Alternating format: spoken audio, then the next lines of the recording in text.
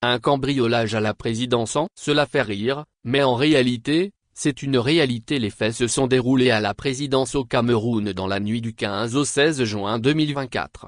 C'est le bureau du directeur de cabinet, du président Paul Biya, Samuel Mvindo Ayolo, qui a été cambriolé. Les cambrioleurs ont emporté une importante somme d'argent, des documents confidentiels. Les Camerounais continuent de s'interroger. Des soupçons de complicité interne. Fait troublant, les caméras de surveillance du palais avaient été désactivées avant le cambriolage, laissant libre champ aux voleurs. Cette situation a conduit à l'interrogatoire de plusieurs employés du palais, dont le colonel Evinando, directeur adjoint de la sécurité présidentielle. Ce dernier est fortement soupçonné d'avoir orchestré le cambriolage, en raison de sa position clé dans le dispositif de sécurité du palais.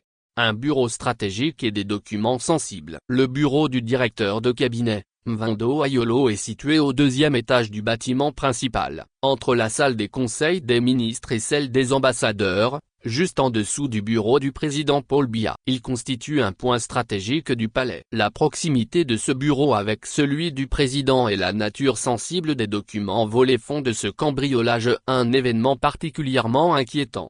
Mode opératoire suspect et enquête en cours. Les premiers éléments de l'enquête révèlent que les cambrioleurs ont utilisé une vitre brisée comme diversion, sans l'emprunter pour accéder au bureau. Ce mode opératoire suggère une connaissance précise des lieux et des routines de sécurité, renforçant les soupçons de complicité interne. Un contexte politique tendu. Ce cambriolage survient dans un contexte politique tendu au Cameroun, marqué par des luttes de pouvoir au sein de l'entourage du président. Cet événement pourrait exacerber les tensions et fragiliser davantage le régime en place. Face à cet incident grave, la sécurité présidentielle a été placée en état d'alerte maximale. L'enquête se poursuit activement pour identifier les auteurs de ce cambriolage audacieux et déterminer les motivations derrière cet acte.